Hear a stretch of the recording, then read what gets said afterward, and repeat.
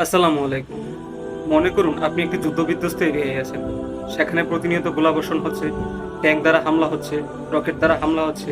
আর সেই হামলায় আপনার পরিবারের সবাই নিহত হয়েছে। আপনার বাবা, মা, ভাই, বোন, সন্তানসহ আপনার স্ত্রীসহ সবাই।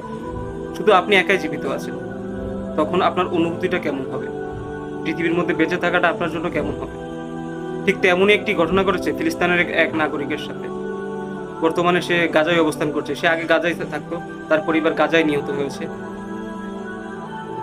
তার পুরো পরিবারকে জায়নবাদী সেনারা, সন্ত্রাসীরা হত্যা করেছে, শহীদ করেছে।